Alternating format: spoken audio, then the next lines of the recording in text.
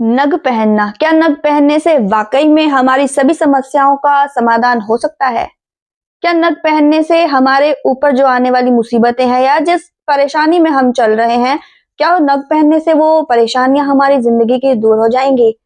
तो नमस्कार, मैं मनीषा आप सभी का बहुत-बहुत स्वागत करती हूँ, अभिनंदन करती हूँ। तो इसी विषय पर आज हम चर्चा करेंगे और अपने सभी सवालों का जवाब हम संत जी से पूछेंगे। तो हमारे साथ स्टूडियो में मौजूद हैं दिव्य शक्ति अखाड़े के आचार्य महामंडलेश्वर संत श्री कमल किशोर जी। संत जी आपका भी बहुत-बहुत धन्यवाद है, स्वागत है, अभिनंदन है। संत जी, आप हमें ये बताइए कि ग्रहों का हमारे जीवन में क्या प्रभाव पड़ता है और ग्रहों का नगों से आपस में क्या कनेक्शन है? देखिए, आजकल हर इंसान के जीवन में कोई ना कोई समस्या तो रहती ही है और इसी समस्या के निदान के लिए हम जाते हैं ज्योतिष के पास, तो वो हमें नग पहना देते हैं। कहते हैं कि आप ये नग पहन लीजिए, आपकी समस्या का समाधान हो जाएगा। आप वो नग पहन लीजिए, हमारी राशि के अनुसार, हमारे ग्रहों के अनुसार। लेकिन मेरे दिमाग में ना हमेशा एक बात हमेशा रहती है, क्योंकि हमने सुना भी है और ये सत्य भी है कि जो हमारे प्रारब्ध के बुरे कर्म होते हैं, जो कर्म होते हैं, उनका प्रभाव हमें हमेशा, उनका जो दुख है, तकलीफ है, वो हमें झेलनी पड़ती है। यानी कि जो हमने बुरे कर्म किए हैं वो हमें भोगने ही पड़ते हैं। तो जो हमारे जीवन में समस्याएं आती हैं वो हमारे बुरे कर्मों की वजह से आती हैं। फिर हम इन समस्याओं को लेकर ज्योतिष के पास जाते हैं, फिर वो हमें नग पहना देते हैं। तो क्या उन नगों को पहनने से हमारे प्रारब्ध के कर्म, यानी हमारे जो बुरे कर्म है, तो क्या हमें उनका फल नहीं भोगना पड़ता? यानी कि वो नग हमारे बुरे कर्मों को काट देते हैं, खत्म कर देते हैं। बहुत बहुत धन्यवाद मनीषा जी। इससे पहले कि हम ग्रह नक्षत्रों के प्रभाव के बारे में बात करें, मनुष्य के जीवन के ऊपर हमें यह जान लेना आवश्यक है कि आखिरकार ज्योतिष है क्या। ज्योतिष दो शब्दों से मिलकर बना है, ज्योति, ईश, यानी ईश की ज्योति। अब जब भी कभी ज्योति को हम देखते हैं तो उसका प्रकाश चारों ओर फैलता है, तभी तो हम देख पाते हैं। मान लीजिए कि हमारी आंखें, डॉक्टर ने कह दिया 6/6 हैं या 6/5 हैं, बिल्कुल ठीक आंखें हैं, हमारी दृष्टि में कोई कमी नहीं। लेकिन अमावस की रात हो, घोर अंधेरा हो, तो क्या हमें कुछ दिखाई दिखता है? दिखाई पड़ता है? नहीं दिखाई पड़ता। हमारी आंखें ठीक है लेकिन बाहर घुप अंधेरा है, कुछ दिखाई नहीं पड़ता। जैसे ही चंद्रमा की रोशनी आती है या सूर्य की रोशनी आती है या किसी बल्ब या ट्यूबलाइट की रोशनी आती है, हमें दिखने लगता है। देखने के लिए इन आंखों को ज्योति की आवश्यकता पड़ती है। इसी तरह से वो ईश की ज्योति यानी ईश्वर की ज्योति जब जगमगाती है, जब प्रकाशित हो जाती है, जब अपना उजाला फैलाती है, उस प्रकाश में हम भूतकाल को, वर्तमान को और भविष्य को देख पाते हैं। ज्योतिष में गणनाएं होती हैं, ज्योतिष में फलित शास्त्र होता है। ग्रहों, नक्षत्रों, राशियों के हिसाब से उनकी गणना करके फलादेश भी कहा जाता है।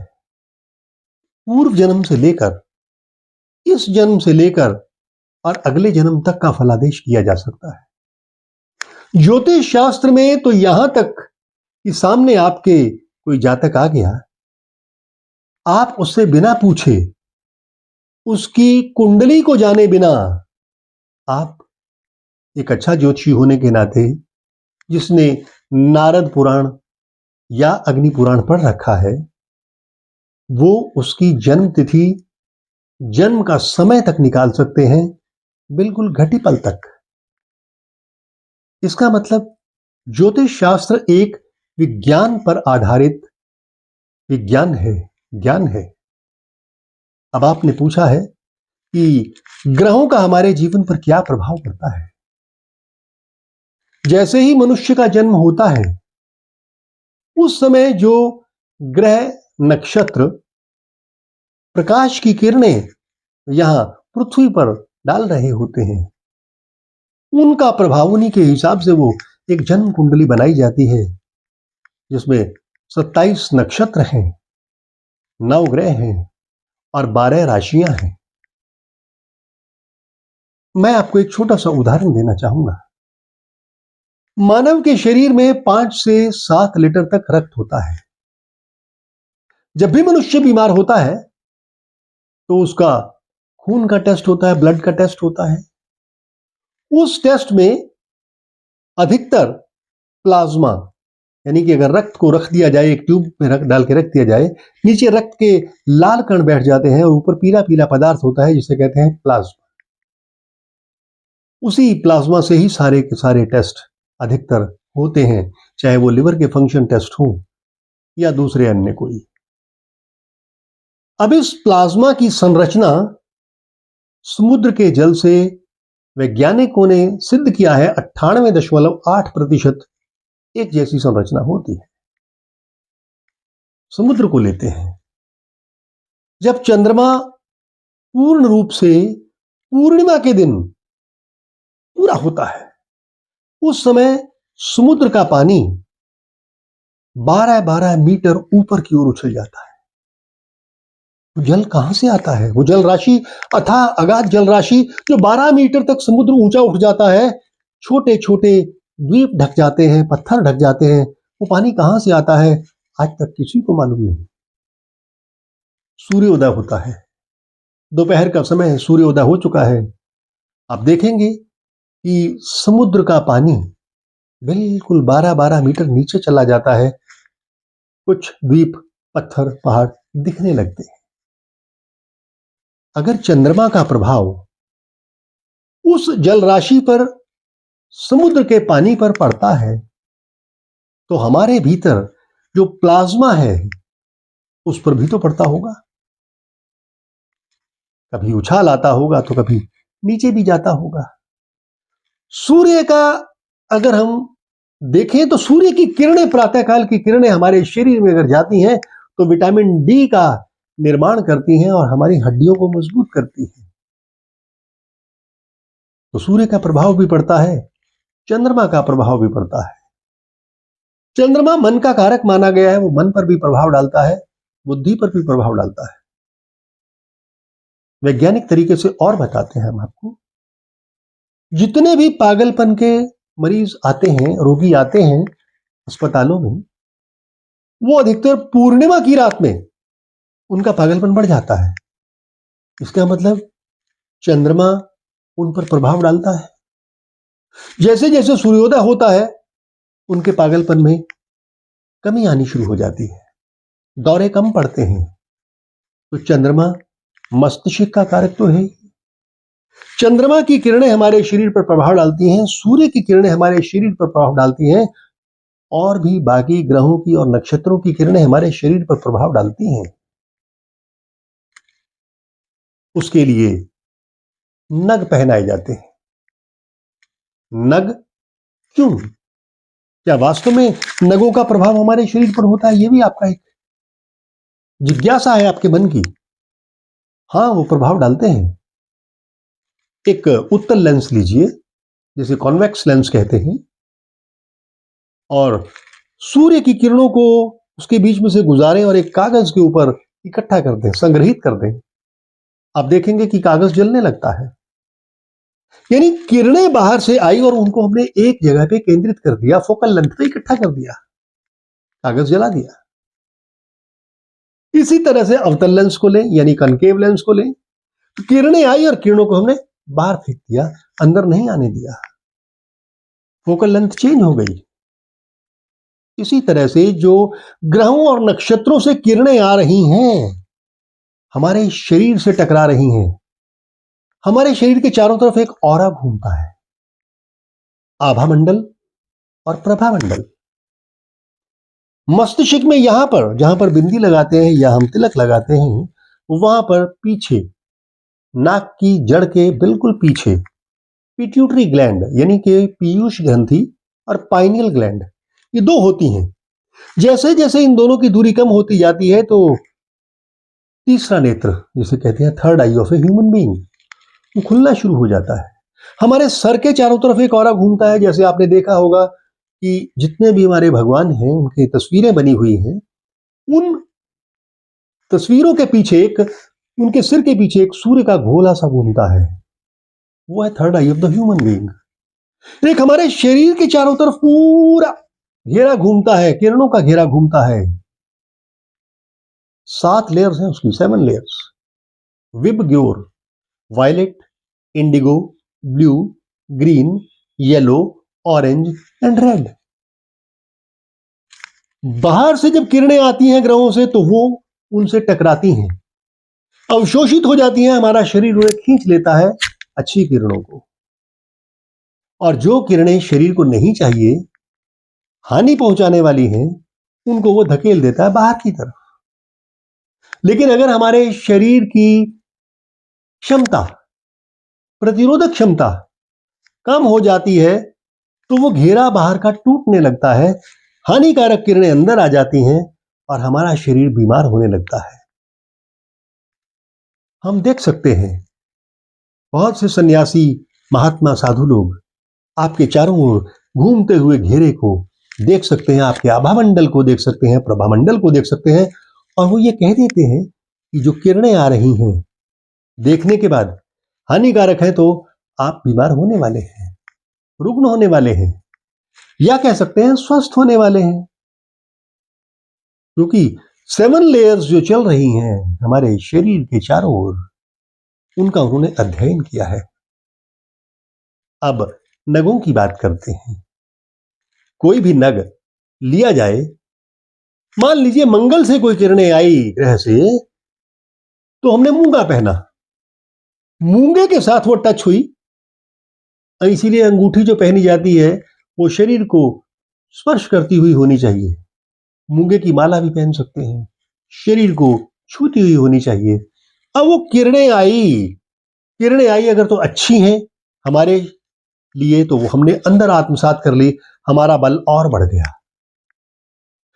और वो अगर हानिकारक है तो उनको बाहर निकाल दिया, वो नहीं ली अपनी किरणें अंदर, अपने अंदर, शरीर फिर भी स्वस्थ हो गया। लेकिन हमें नग पहनने चाहिए तो किसी योग्य व्यक्ति से पूछकर पहनने चाहिए, योग्य ज्योतिषी से पूछकर पहनने चाहिए। नहीं तो क्या होगा, जैसे मान लीजिए कि खाना बनाते हुए सब्जी में 1 चम्मच नमक डाल दिया,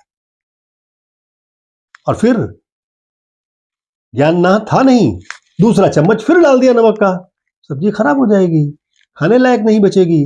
किरणें लाभदायक आ रही हैं और हमने लाभदायक किरणों को बाहर निकाल दिया, उन्हें आने नहीं दिया, नुकसान हो जाएगा। किरणें हानिकारक हैं हमारे शरीर के लिए, हमारा शरीर हानि नहीं सह सकता है, और वो किरणें हमने बाहर निकाल दी तो अच्छा किया।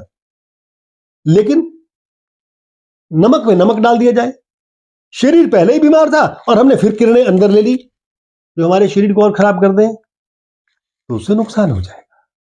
इसीलिए किसी योग्य व्यक्ति के पास, योग्य ज्योतिषी के पास जाना चाहिए, जिसे नगों का पूरा ज्ञान हो, उसे कुंडली के ग्रहों के बारे में ज्ञान होना चाहिए। ज्योतिषी के गुणों में भी यह कहा जाता है कि वो बिल्कुल शांत, धैर्यवान, हमेशा मुस्कुराने वाला, अपनी बात को अच्छे से कह सकने वाला, आपकी बात को अच्छे से समझ सकने वाला, दैवज्ञ पुरुष, उस परमात्मा को मानने वाला, उसका नाम सिमरन करने वाला, क्रोधी नहीं, प्रेम करने वाला, ऐसा व्यक्ति जिसने शास्त्रों का पूरा ज्ञान लिया हो, पढ़ा हो, उनको कह सकता हो, वो व्यक्ति वास्तविक रूप में ज्योतिषी होता है, और उसकी कही बात अकाट्य होती है, अकाट्य सत्य। ज्योतिषी आपको बता सकता है कि इस ग्रह से आने वाली किरणों का उपाय क्या है, चाहे शादी ना होती हो, या व्यापार ना चलता हो, या नौकरी ना लगती हो, या पढ़ाई के विषय में कोई जानना चाहे, बीमारी के विषय में कोई जानना चाहे कब स्वस्थ होंगे, तो ज्योतिषी बता सकता है। लेकिन उसे पता होना चाहिए कि आपकी जन्म कुंडली बिल्कुल सही है, आपका जन्म समय, जन्म के समय कौन कौन से ग्रहों का उस समय प्रभाव पड़ा, किस किस राशि में थे, नक्षत्र कौन सा था, उस नक्षत्र के देवता कौन है, स्वामी कौन है, इन सब का ज्ञान करने के बाद साथ में मुंथा राशि यानी अब क्या चल रहा है, अब की स्थिति क्या है, कौन सा नग पहनाना चाहिए, कौन सा नग नहीं पहनाना चाहिए, इसका ज्ञान होने के बाद ही वो अगर आपको नग बताता है तो आप बिल्कुल ठीक हो जाएंगे। वैसे ही जैसे इस समय बाहर बारिश हो रही हो, बरसात हो रही हो, बहुत घनघोर वर्षा, ज्योतिषी वर्षा को नहीं रोक सकता, नहीं रोक सकता, लेकिन आपको एक छाता ले जाने के लिए तो कह सकता है। जातक को एक रेनकोट पहनने के लिए तो कह सकता है, बरसाती पहनने के लिए तो कह सकता है। यानी 40 से 60% तक उपाय आपके लिए कर सकता है। आपने पूछा है कि प्रारब्ध अगर है तो कर्मों को भोगना पड़ेगा। बिल्कुल भोगना पड़ेगा, कर्मों को भोगे बिना तो काम नहीं चलेगा। तो ज्योतिष उसको कैसे बदल सकता है? मनीषा जी, एक 1 किलो लोहे का बाट लीजिए, ऊपर से किसी के सर पे गिराइए, सर फूटेगा ना, खून भी निकल सकता है, घाव हो जाएगा सर पे। अब 1 किलो रुई लीजिए, ऊपर से गिराइए किसी के सर पे, चोट भी कम लगेगी, घाव भी कम होगा, भार तो बराबर है ना। 1 किलो लोहे का बाट और 1 किलो रुई का भार दोनों बराबर है। ज्योतिषी उपाय क्या करते हैं, लोहे को रुई में बदल दिया, गिरेगा जरूर सर पे, वजन भी उतना ही गिरेगा, लेकिन चोट कम लगेगी। यही उपाय विश्वास के साथ करना पड़ेगा। जो व्यक्ति उपाय कर लेता है, और ज्योतिषी जो भी उपाय बताता है वो किसकी याद में बताता है? परमात्मा की याद में बताता है, ईश्वर की याद में बताता है, उनके ग्रहों के स्वामियों, राशि के हिसाब से वही तो बताता है। उनका प्रभाव कम किया जा सकता है, प्रभाव समाप्त नहीं किया जा सकता। और पर किसी चीज का प्रभाव कम हो जाना ये भी बहुत बड़ी बात है। यानी अगर इंसान को बेहोश करके उसका ऑपरेशन किया जाए तो उसे दर्द महसूस नहीं होता, और अगर बिना बेहोश किए ऑपरेशन किया जाए तो चीखें निकल जाएंगी, बहुत ज्यादा दर्द होगा। ज्योतिषी सिर्फ परमात्मा के नाम पे आपको उपाय बताता है, या तो दक्षिणा बताएगा, दान पुण्य बताएगा, या नग पहनना बताएगा, यही तो ना। अगर नग पहनना उसने बताया है तो जो अच्छी किरणें हैं वो आपके अंदर आ जाएंगी और आपका आत्मिक बल यानी आपकी इम्यूनिटी पावर, आपकी प्रतिरोधात्मक शक्ति को बढ़ा देगा। शक्ति बढ़ गई तो बहुत बड़ी बीमारी भी बड़ी छोटी लगने लगेगी, बहुत बड़ी तकलीफ भी बड़ी छोटी लगने लगेगी। यही ज्योतिषी करता है। और ज्योतिष एक विज्ञान है, बहुत गहन विज्ञान है। हमारे शरीर पर इनका सबका फर्क पड़ता है। जो लोग नग नहीं पहन सकते हैं उनके लिए क्या,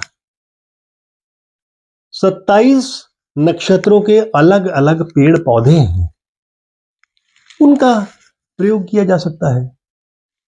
उनके प्रयोग से भी ऐसे ही होगा, जो कार्य नगों ने किया है वो पेड़ पौधे कर देंगे, क्योंकि पेड़ पौधे भी उन्हीं के साथ, गहरे नक्षत्रों के साथ संबंधित हैं। एक उदाहरण आपको छोटी सी देता हूं। आप घरों में हल्दी का प्रयोग करते हैं। हल्दी का एक संस्कृत में नाम निशा भी है, निशा कहते हैं रात्रि को।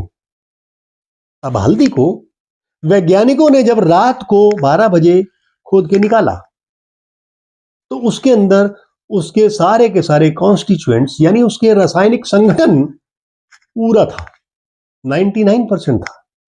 लेकिन जैसे ही उन्होंने दिन में खोद के निकाला तो उसके रासायनिक पदार्थों में जो एक्टिव कॉन्स्टिट्यूएंट्स हैं उनमें कमी आ गई, वो 33 से लेकर 35% तक ही थे। इसका मतलब यह है कि चंद्रमा प्रभाव डालता है। इसीलिए कहा जाता है कि चंद्रमा अमृत, साथ ही साथ पेड़ पौधों के अंदर रस का प्रदाता है। इसी तरह से जल भी हमारे जीवन पर प्रभाव डालता है, वायु हमारे जीवन पर प्रभाव डालती है, आसपास का वातावरण हमारे जीवन पर प्रभाव डालता है। ये सितारे, ये ग्रह, ये नक्षत्र, ये राशियां सब हमारे जीवन पर प्रभाव डालती हैं और उनके प्रभावों को कम या अधिक करने के लिए नग पहनाए जा सकते हैं। जो किरणें वहां से आएंगी, ग्रह या नक्षत्रों से आएंगी, तो उस समय वो हमारे ऑरा को यानी आभा मंडल और प्रभा मंडल को छेद के ही तो आएंगी। आने दीजिए। अच्छी किरणों को आत्मसात करने के लिए किसी अच्छे ज्योतिषी के साथ आप संपर्क में रहिए, उससे संपर्क करें। आपकी जो समस्याएं हैं वो आधी से भी कम रह जाएंगी, पूर्णतः समाप्त नहीं होंगी, लेकिन बहुत कम हो जाएंगी और आपके अंदर इतनी शक्ति आ जाएगी कि आप उनका सामना कर सकेंगे, जीवन अच्छे से जी सकेंगे। हमारी प्रभु से प्रार्थना है, उस अर्धनारीश्वर परमात्मा शिव से प्रार्थना है जो सभी ग्रहों नक्षत्रों के मालिक हैं, कि आपका जीवन सुखी हो, आप अच्छे से जिएं, जीवन में आप उन्नति करें, यशस्वी हो, दीर्घायु हो, स्वस्थ रहें। इन्हीं कामनाओं के साथ आचार्य महामंडलेश्वर परम संत कमल किशोर जी आपको हार्दिक अभिनंदन स्वीकार हो, नमन स्वीकार हो। बहुत बहुत धन्यवाद। हर इंसान के जीवन में कोई ना कोई समस्या तो रहती ही है। यदि आप भी किसी समस्या से परेशान हैं, तो आप अपनी समस्या का ज्योतिषीय समाधान चाहते हैं, आप नीचे दिए गए नंबर पर हमें कॉल कीजिए और अपनी समस्या बताइए। हम संत श्री कमल किशोर जी के समक्ष आपकी समस्या को रखेंगे और उनसे उचित समाधान आपको अवश्य देंगे। हमारे चैनल को लाइक कीजिए, शेयर कीजिए, सब्सक्राइब कीजिए। धन्यवाद।